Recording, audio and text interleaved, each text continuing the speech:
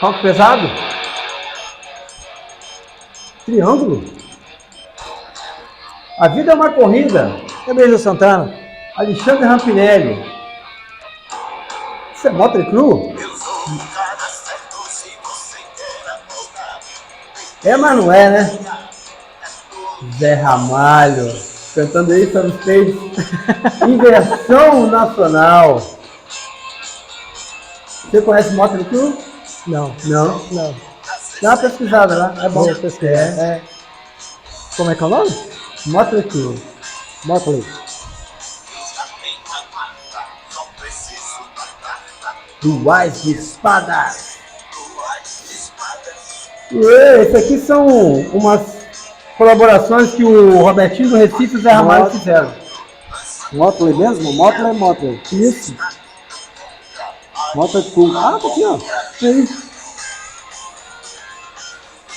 Pois é. Som pesado.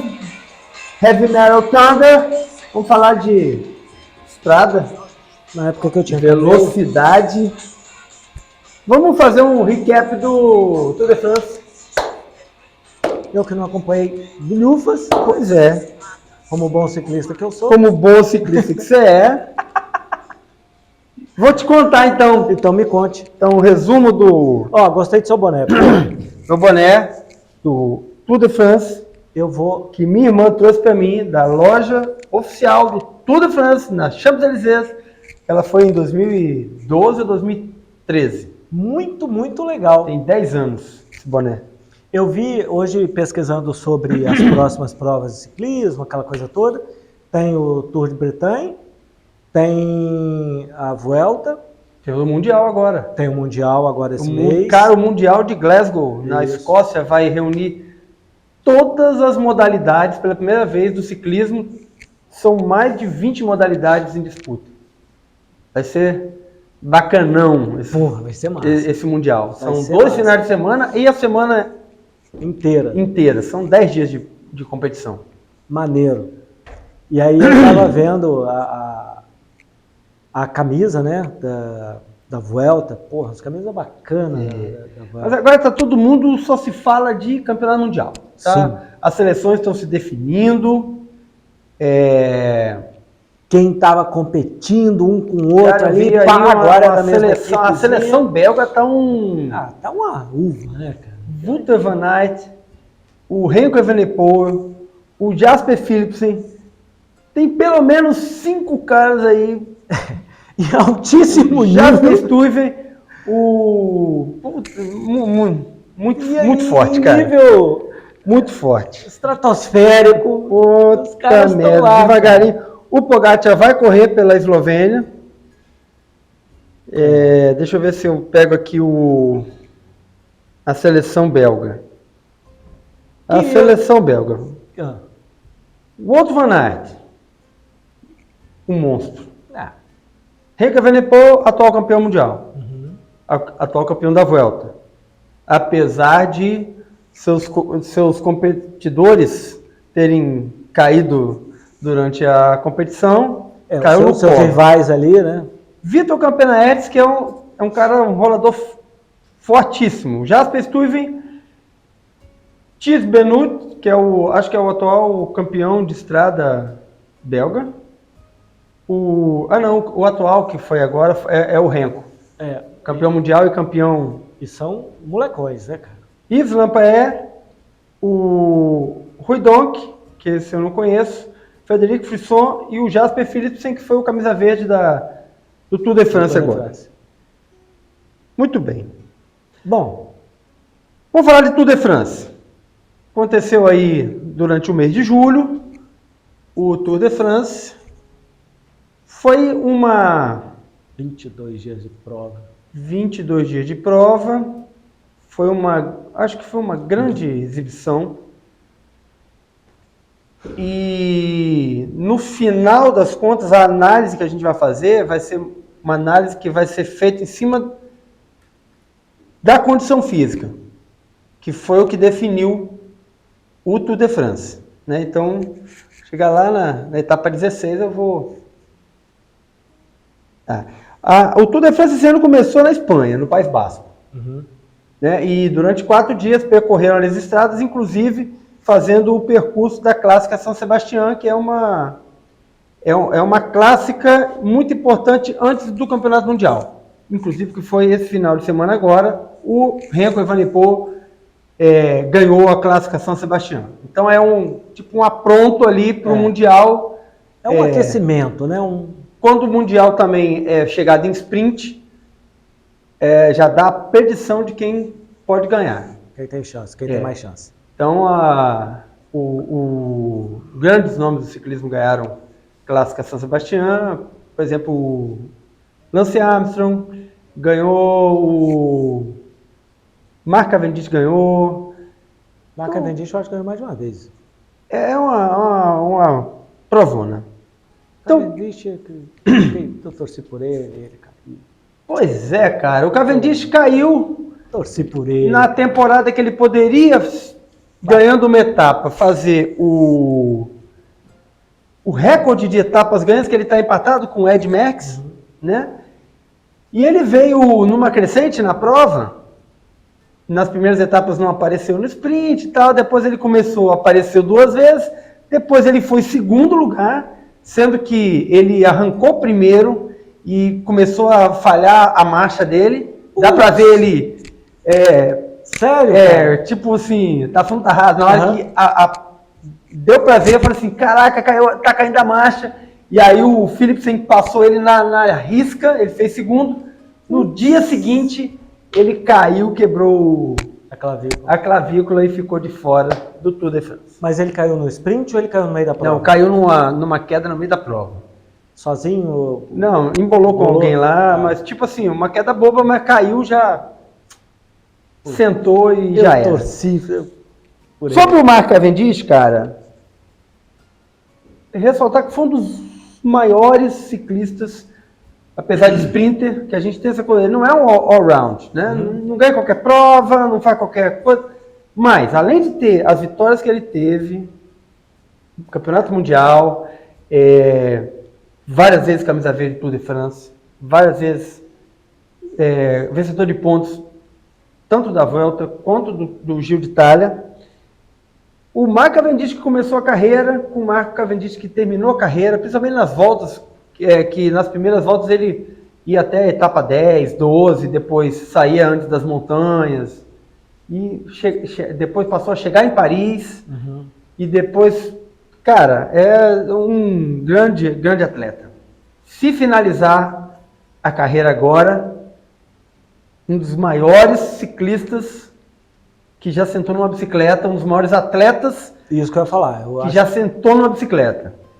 Mas ele tem uma proposta do Vinokurov. Lembra do Vinokurov? Sim. Ele é o gestor da equipe Astana. E no outro dia chegou e falou assim, se você quiser mais uma temporada, nós vamos trazer você para o Tour de France. Então, a bomba tá na mão do Cavendish. Ele resolve. Cara. Então, depois de 4 dias no País Basco, a camisa amarela passeou ali na mão do Simon Yates, que é da equipe do Pogacar, o australiano. Tava na Jumbo, né? Na UAE. Na UAE. Inclusive, eles disputaram o sprint. O Simon Yates e o Adam Yates, que são irmãos de equipes diferentes. De qualquer maneira, a camisa amarela iria para um Yates. Mas Simon Yates segurou a camisa amarela 3 dias. No 4º dia, teve uma etapa já de subida, onde o Jay Hindley, da equipe também australiano, pegou a camisa amarela, ganhou a etapa. E nesse dia o Pogacar abriu 3 segundos do Vingegaard. Eu gosto dos irmãos Yates e eu tô tentando lembrar o nome do outro que escala muito, que ele tava na G2R. Como é que é o nome dele, meu Deus? Eu vou lembrar o nome dele. Tá. Mas vai lá, manda ver. E aí, na etapa 4, o Jay Hindley, ele Pegou a camisa amarela. Pegou a camisa amarela, certo? Pogacar, ele... Pogacar deu uma esticadinha na frente do Vingegaard. Abriu uns 3 segundos ali. Ok. E esse dia foi o dia da etapa 4. Na etapa 5 foi uma etapa tranquila. Jay Hindley manteve a camisa amarela até que na etapa 6 começamos a ter umas subidas e tal. No dia anterior, o Vingegaard tinha tirado os 3 segundos do Pogacar e meteu uma vantagemzinha ali de 1 segundo e 40. Então estava ali trocando figurinha. Quando chegou na etapa 6, pau comeu na subida e tal, Pogacar foi para a chegada, ganhou a etapa, mas o Vingegaard chegou na cola, Vingegaard pegou a camisa amarela na 6ª etapa. E aí, o que acontece? Ficaram ali, um marcando o outro, várias etapas ganhas ali no sprint ou na fuga, mas as diferenças não abriu. Não teve mudança de diferença. Porém, tem uma característica aí que a gente precisa colocar na pauta. Sempre que chegava nas montanhas, o Pogacar atacava e o Vingegaard controlava. O Pogacar atacava e ficava nessa ataque, aquele negócio de fogo de artifício, pá, mas não deu em nada. Isso foi até a etapa 16. Parece que foi monótono, mas não foi. Cara, não foi monótono. Foi muito divertido. Não foi monótono. Apesar de não ter mudanças, foi muito... O Pogacar tentou muita coisa para poder abrir vantagem e não conseguiu.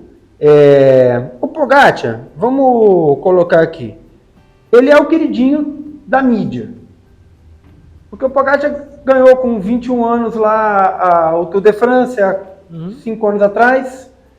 Ganhou 1 ano, ganhou 2 anos, já fala assim, ó, nova promessa, e não sei o que, simpático, tira foto, dá entrevista.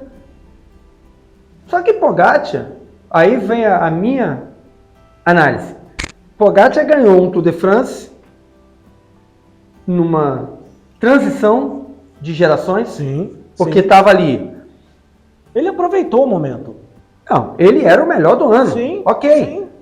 Mas a gente estava na transição entre o desmonte da Ineos, que já vinha de 2 anos sem o Froome, que o Froome quebrou, depois o colombiano não rendeu, não virou a promessa que estava. Depois o Hitpot voltou para a cabeça, depois trouxeram o Valverde também estava ali. O Ineos. Ineos. Simon Gerrand. Não é Simon Gerrand, não. Esse último cara aqui, chamam de Dila. Depois eu vejo. Manda ver. Mas pegou uma transição, então não tinha um cara que... Não tinha um cara a ser batido. O Pogacar pegou o Tour de France. No ano seguinte, nesse ano, Roglic abandonou, sim, que vinha evoluindo. Ele já tinha ganho uma volta. Uhum. No ano seguinte, a grande batalha seria Pogacar e Roglic. Foram batendo cabeça. Foi um ano bom também. Foi um ano bom de assistir, né? Sim. Porém, para manter o Roglic na ponta, ali, o Vingegaard, que era gregário, perdeu tempo. Quando o Roglic cai, se machuca lá, quebrou alguma coisa, acho que ele quebrou a clavícula, o Vingegaard colou no coisa, inclusive melhorou, ganhou tempo do Pogacar, mas já não tinha mais tempo hábil de... Não tinha mais condição de passar. Então foi vice-campeão, um cara que não era nada, foi vice-campeão do Tour de France. E se tivesse mais umas 3 provas ali... Não, se ele tivesse... Do início... Certamente. Hoje a gente tem equipes que fazem estratégias mais interessantes, que deixam 2 caras sempre lá na frente, 2 caras com o tempo perto, que se der uma zica, o outro cara assume sem perda de tempo, né? Então, nesse entremeio aí, o Pogačar ganhou a graça da torcida e da mídia, e pela mídia da torcida.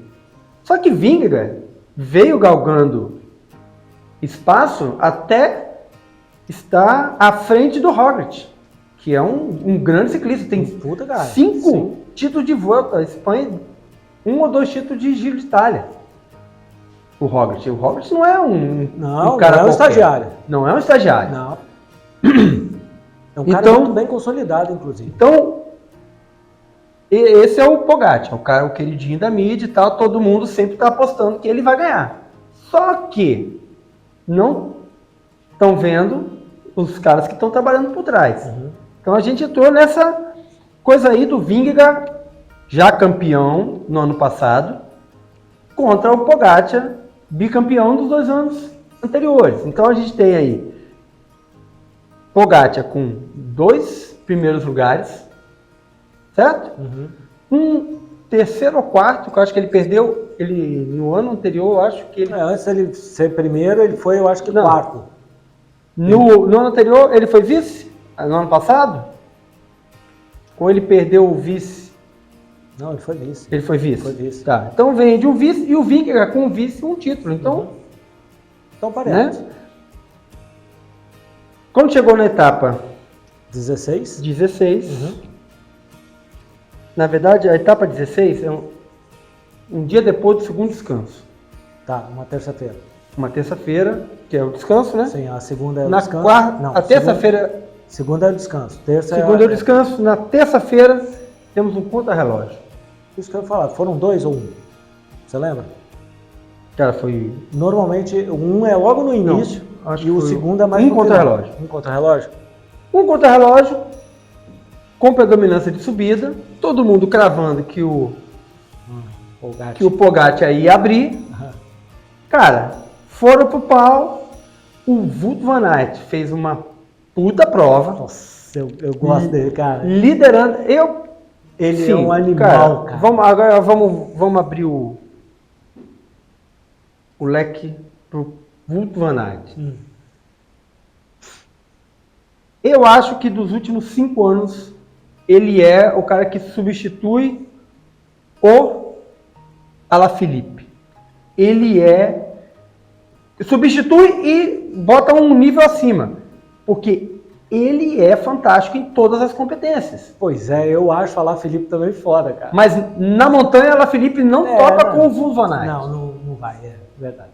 Né? Eles fazem fuga e tal, mas se for pro pau, o que ele tem feito nos últimos 3 anos de montanha é brincadeira, é absurdo. Né? E fez esse ano de novo, ele vai na fuga dias seguidos. E, cara, a fuga é a que mais desgasta. Sim. Tá sempre ele lá, quando lasca a penúltima montanha, ele sobra. Vai no pelote. Quando ele sobra, já tá atacando lá o Pogačar e o Vingegaard, e ele junta no Vingegaard e vai embora. Regaça o Pogačar toda vez. Essa dupla aí funciona bem pra caramba. Pra marcar o Pogačar. É isso aí. Não, ele vai dar uma acelerada que... ele é massa. Cara, tipo muito... Bom demais, então, ver, cara. Estamos no contra-relógio individual, subida. O Wout van Aert faz o melhor tempo, tá lá sentado na cadeira, vem, e aí a saída é 1 minuto de diferença, sai Pogačar, 1 minuto depois sai Vingegaard. Só monstro, né, cara? Tá?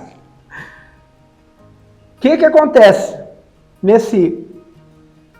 o Pogačar já tinha falado que ia trocar de bicicleta, troca de bicicleta no pé da última montanha, sai da TT, entra na bicicleta de estrada, vem lascando, vai passar o tempo do Wout van Aert. Só que atrás tem um encapetado do Vingegaard Foi 1 minuto e porrada na frente Que, dele. cara, chegou a 20 segundos do Pogacar. Nossa senhora. Ele meteu 40 segundos de vantagem. Ou seja, ele tirou... Cara, é muito tempo. É muito 40 segundos, Nossa senhora. ele meteu 40 segundos de vantagem. Porque ele tirou 40 segundos do cara que saiu antes. É porque não passa a imagem, eu acho que o Vingegaard entra por outro lado. Porque o Pogacar chega, senta e fica procurando, né? E logo atrás, 20 segundos, cara, chega o Vingegaard. O Wout van Aert, que está no troninho, na hora que o Vingegaard chega assim, você viu essa imagem? Ele faz assim, ó. E levanta para entregar o lugar para o Vingegaard.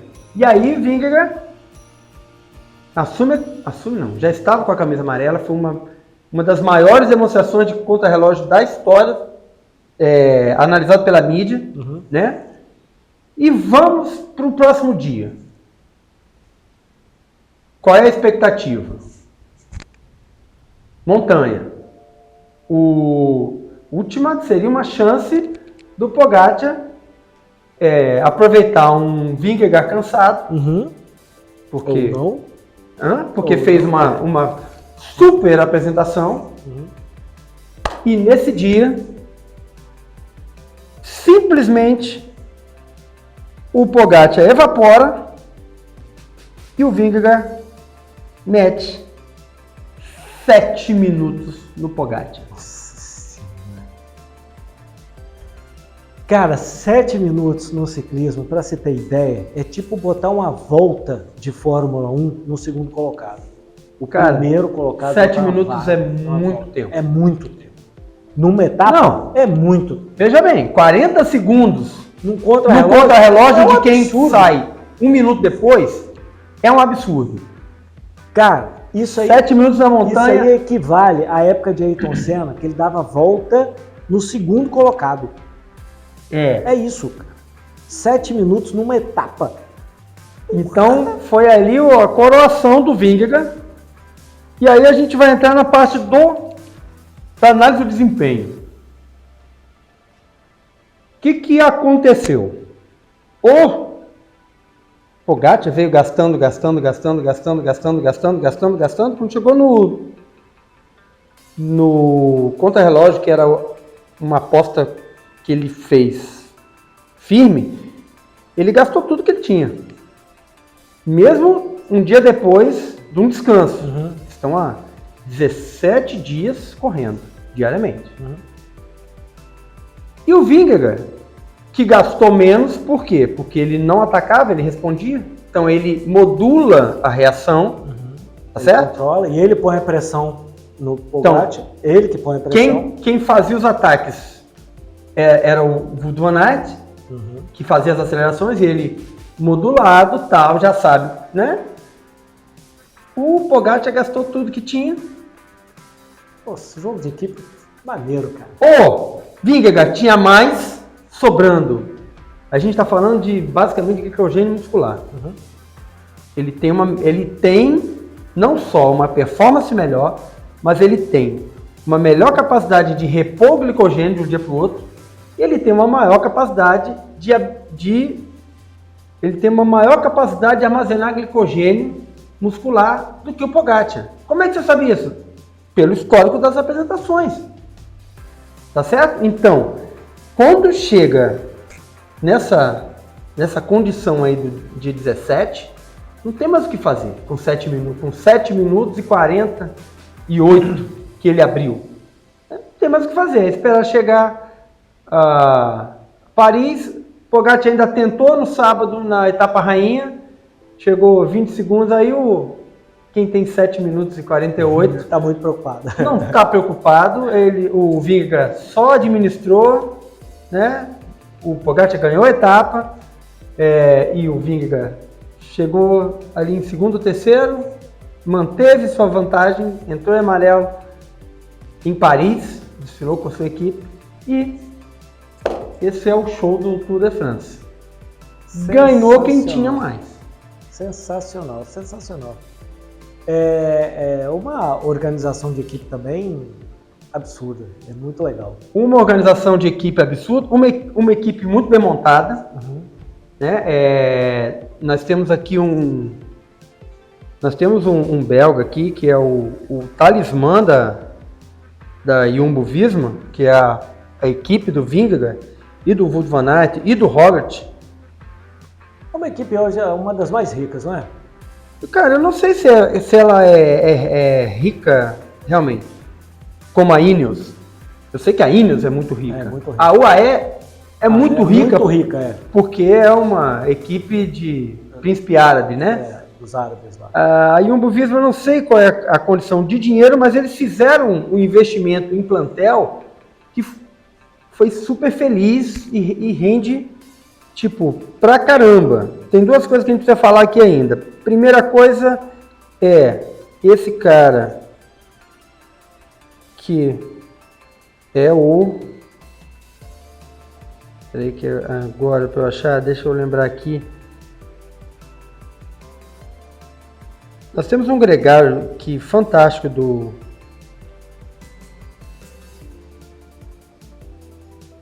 da Jumbo, que ele teve em todos os títulos de Grand Tour, da Jumbo. São 7 títulos. Ele esteve no 7. Ele esteve no 7 no time. E é um cara que não aparece, né? Cara, aparece só para quem tem. Puta, agora eu não vou. Não se preocupe,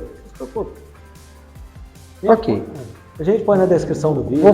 Vou falhar isso aqui. Não tem problema, não é falha. A outra coisa que a gente precisa falar é do companheirismo.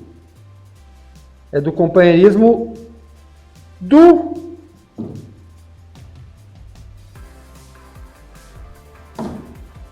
Vingegaard e do Wout van Aert.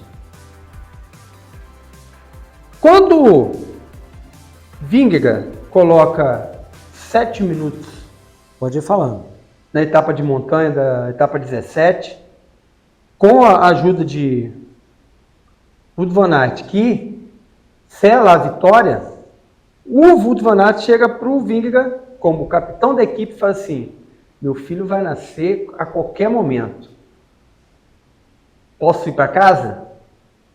E o Vingegaard, claro, liberou. Isso é uma coisa do patronato das equipes, né? Não é o diretor da equipe que libera, é o líder. E isso foi na terça, quarta, quinta. Na sexta-feira para o sábado nasceu o filho do Wout van Aert. E ele pôde acompanhar o nascimento do filho. Se as coisas tivessem ficado para se decidir no sábado, ele não teria ido. Né? É coisa do profissional.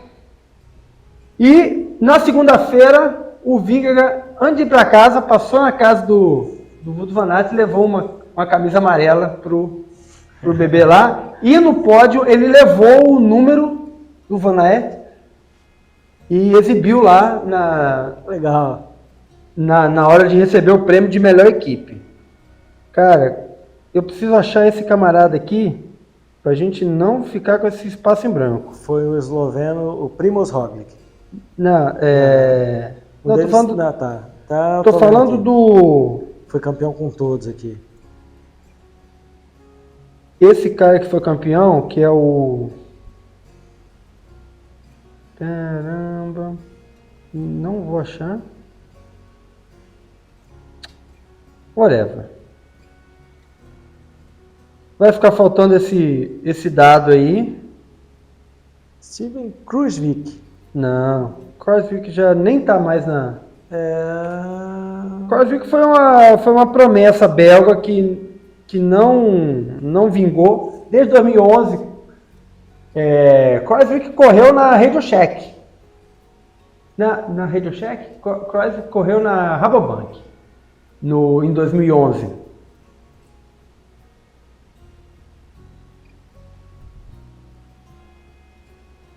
Bom, vai faltar esse camarada que eu não vou conseguir achar. O nome, vamos lá, Sepkus. Sepkus é o Nome. é o gregário da Jumbo. Ou, para falar no dialeto lá, Jumbo Visma, Jumbo que é a maior rede de supermercado da Bélgica.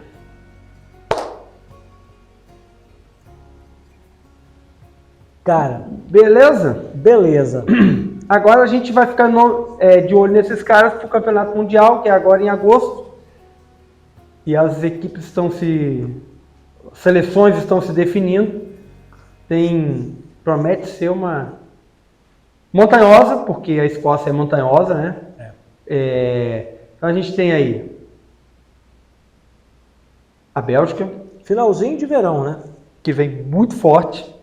A gente tem a Eslovênia, que vem forte, com pelo menos Pogačar, Roglič e Mohoric, que voltou a ganhar etapa no Tour de France esse ano. O legal é só esses caras correndo juntos na mesma equipe. Na mesma equipe. Isso é legal.